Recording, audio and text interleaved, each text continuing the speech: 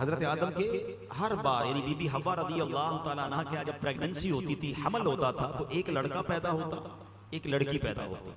اللہ کی شان دیکھیں، اللہ نے اس نسل انسانی کو کس اپنے حکمت بھرے انداز میں چلایا کہ ہر حمل میں ایک لڑکا پیدا ہوتا، ایک لڑکی پیدا ہوتی، اور جب اگلے حمل میں ایک اور لڑکا لڑکی پیدا ہوتی تو ان کا آپس میں نکاح ہو سکتا تھا۔ یعنی مثال کے طور پہ ایک باری میں جو لڑکا اور لڑکی پیدا ہوتے وہ بھائی بہن کہلاتے تھے، مگر اگلی باری میں جو لڑکا لڑکی پیدا ہوتے وہ ان کے بھائی بہن نہیں، اس حوالے سے نہیں ہوتے تھے کیونکہ ان کا نکاح جائز تھا، اور یہ اس زمانے کی شریعت میں جائز تھا، اور اس لیے ضروری تھا کہ اسی سے نسل انسانی نے آگے بڑھنا تھا۔ اب اللہ کی شان دیکھیں کہ حضرت آدم علیہ السلام کے جو دو بیٹے تھے، قابیل اور حابیل، پہلے قابیل پیدا ہوتا ہے۔ اچھا، قابیل کے ساتھ معاملہ یہ تھا کہ اس کے ساتھ جو لڑکی پیدا ہوئی اس کا نام جو تھا وہ اکلیمہ تھا، وہ بڑی خوبصورت تھی۔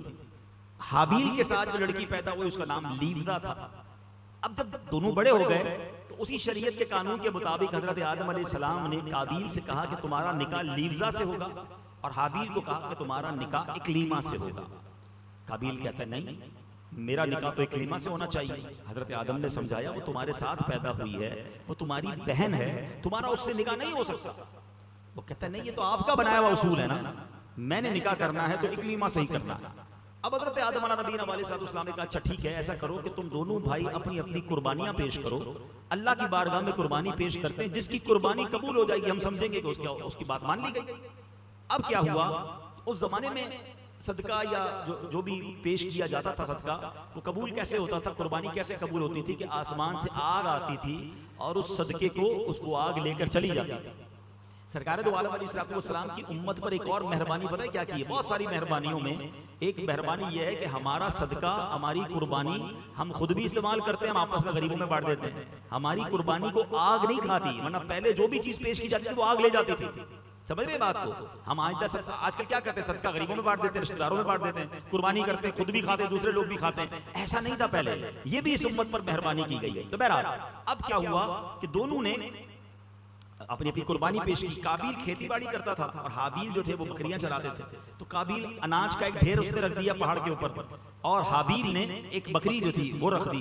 اب ایسا ہی ہوا کہ آگ آئی اور آگ آ کر بکری کو جو ہے وہ لے گئی اور قابیل کے گندم کو چھوڑ دیا گیا۔ اس کا مطلب یہ ہوا کہ حابیل کی قربانی قبول ہو گئی، اور حضرت آدم نے یہی فرمایا کہ اب اکلیمہ کا حقدار یہ ہے۔ اب یہ فیصلہ تو آپ نے سنا دیا، مگر اب قابیل جو بھائی تھا اس کے دل میں اپنے بھائی کے لیے حسد پیدا ہو گیا کہ یہ وہ لڑکی ہے جس سے مجھے شادی کرنی تھی، اس کو مل گئی، اور بالآخر اس حسد کی بنا پر قابیل نے حابیل کو قتل کر دیا۔ اس دنیا میں سب سے پہلا اگر قتل ہوا ہے تو وہ بھائی نے اپنے بھائی کا کیا ہے، اور وجہ کیا بنی؟ حسد وجہ بنی۔ حسد کیوں ہوا؟ ایک عورت کی وجہ سے ہوا۔ اس سب باتوں کو سمجھنا ہے۔ ایک بندہ جو ہے مردود ہو گیا تکبر کی وجہ سے، حسد کی وجہ سے۔ دوسرا بھائی نے بھائی کو قتل کیا حسد کی وجہ سے اور عورت کی وجہ سے۔ سمجھنی ہے یہ باتیں کہ یہ کتنے پرانے گناہ ہیں، یہ کتنے بڑے فتنے ہیں جو آج بھی مسلمانوں کے دلوں میں بس رہے ہیں، اور مسلمانوں کو اس کی پرواہ نہیں ہے۔ حدیث پاک کا مضمون ملتا ہے کہ جب تک دنیا میں کوئی بھی قتل ناحق کیا جائے گا اس کا گناہ جو ہے قتل کرنے والے کو تو ملے گا ہی، قابیل کو بھی ملے گا، کیونکہ اس نے یہ طریقہ ایجاد کیا۔ ایک اور بات سیکھنے کو ملی کہ جو گناہ کا طریقہ ایجاد کرتا ہے، گناہ پر لوگوں کو لگا دیتا ہے، لوگوں کو کوئی ایسا راستہ بتاتا ہے جس سے بندہ گناہ کرے، گناہ کرنے والے کو تو وہ گناہ ملتا ہے جس نے یہ راستہ بتایا، جس نے لوگوں کو لگایا، یہ گناہ جاریہ اس کے لیے بھی ہوتا ہے۔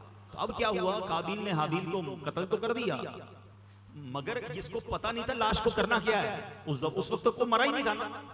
اب تو ہمیں پتا ہے کہ مرنے کے بعد دفنایا جاتا ہے، اس وقت تک تو دنیا میں کوئی مرا ہی نہیں تھا۔ اب اس نے کیا کیا، اپنے بھائی کی لاش کاندھے پر اٹھا کر کئی دنوں تک گھومتا رہا، کروں کیا اس لاش کا۔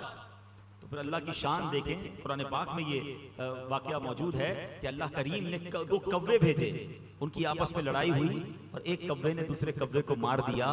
جب وہ مر گیا تو پنجے سے زمین کھود کر اس کوے نے دوسرے کوے کو زمین میں دبا دیا۔ تو قابیل کو پتا چلا کہ اچھا لاش کو دفنایا جاتا ہے۔ اب اس نے اپنے بھائی کو دفنایا، مگر اس کے چہرے کا نور چھن گیا، وہ بڑی عجیب و غریب آفت میں مبتلا ہوا، اور آخرکار وہ بھی دنیا سے چلا گیا۔